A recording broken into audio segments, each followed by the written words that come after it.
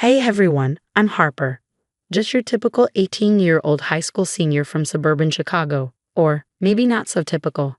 Did you finish your calculus homework? Mom called from the kitchen. Almost, I shouted back, furiously scribbling equations. Don't forget you've got your volunteering shift at the hospital tomorrow, Dad chimed in. I sighed. I know, it's all under control. That's basically my life. Study, volunteer, repeat. But honestly, I love it. Now, let me tell you about my sister, Vanessa. She's 22, in her final year of pre-med, and the golden child of the family. Perfect grades, perfect hair, perfect everything. Or at least that's what everyone else seems to think. Hey Squirt, still playing doctor with your little volunteer gig. Vanessa smirked, breezing into my room. It's called gaining experience, Vanessa. You should try it sometime, I shot back. She rolled her eyes. Please, I'm already top of my class. I don't need to play nursemaid to pad my resume. That's Vanessa for you, always comparing, always competing. I try not to let it get to me. I've got my own path to follow. Later at dinner, it was the usual Vanessa show.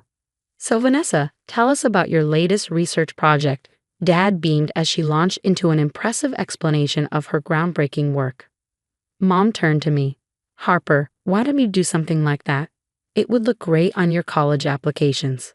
I forced a smile. I'm focusing on my hospital work right now, Mom. It's giving me real-world experience. That's nice, dear, she replied, already turning back to Vanessa's story. After dinner, I retreated to my room to work on my college applications. Johns Hopkins is my dream, and I'm determined to make it happen. Hey Harper, what you working on? My best friend Mike texted. Just polishing my personal statement for Hopkins. Want to read it? Sure, send it over. As I hit send, I heard Vanessa's voice from downstairs. Mom, Dad, guess what? I just got an internship offer from the Mayo Clinic. The house erupted in cheers. I sighed and turned back to my computer. Suddenly, my heart stopped. My applications, my personal statements, everything was gone. I stared at the screen, panic rising in my chest. No, I muttered, searching through every folder. How could this be happening? Grabbing my phone, I dialed Mike. Dude, I need your help. It's an emergency. Whoa, slow down, Harper. What's going on? My applications, they're gone. All of them. Can you come over? While waiting for Mike, Vanessa sauntered back into my room. Still working on those applications, little sis. You know, there's no shame in applying to community college. Not everyone can handle the pressure of med school. I gritted my teeth. Thanks for the advice, Vanessa, but I got this. She shrugged, a smirk playing on her lips. Just looking out for you. Wouldn't want you to be disappointed when the rejection letters start rolling in.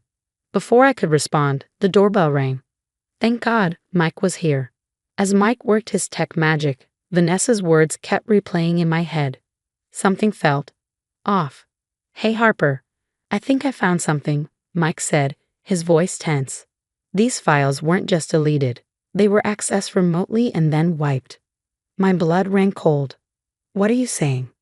Someone hacked your computer, Harper, Mike replied, and I think I know who. I followed his gaze to the screen. There, clear as day, was an IP address, Vanessa's laptop. No, she wouldn't, I whispered. But deep down, I already knew.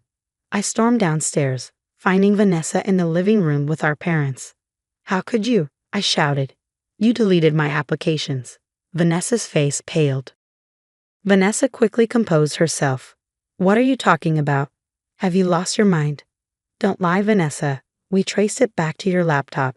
You hacked my computer and deleted everything. I was shaking now, tears streaming down my face. Our parents looked bewildered. Dad stepped forward, trying to calm the situation. Girls, what's going on? Vanessa's composed facade cracked. You don't deserve it, she yelled. You think you can just waltz into med school and be better than me? I've worked my entire life for this. I stood there stunned. So he tried to ruin my future. My voice trembled. Because you're trying to steal my spotlight. Vanessa screamed, her voice breaking. It's always, Harper's so kind. Harper's so smart. What about me? I'm the one who's supposed to be the doctor in this family. Mom gasped. Vanessa, how could you say such things?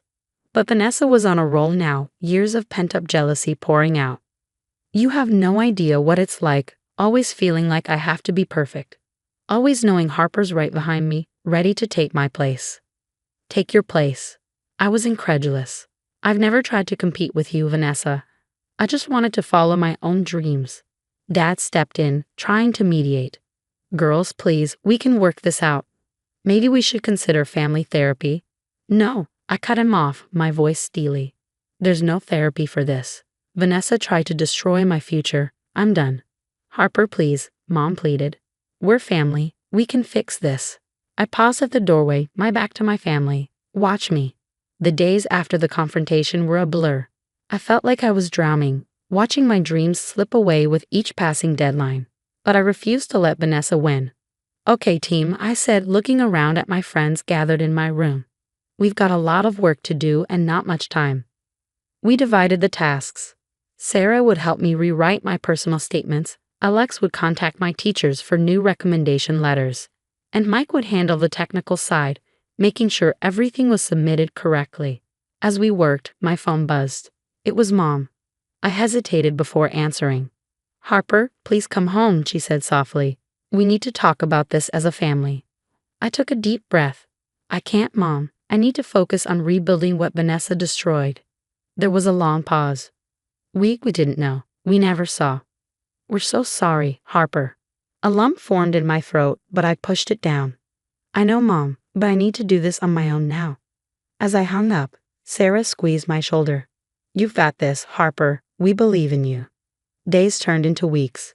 We worked tirelessly, fueled by determination and countless cups of coffee. One afternoon, as we worked, Mike looked up from his laptop.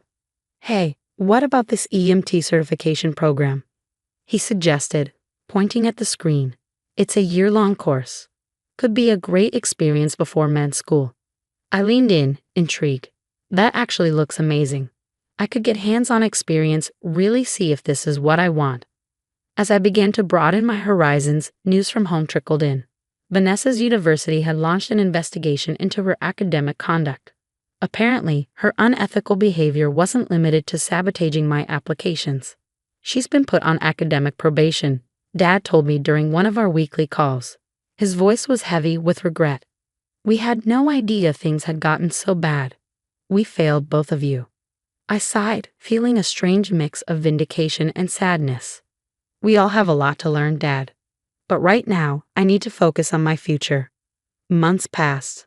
I submitted applications to a range of schools and enrolled in the EMT program.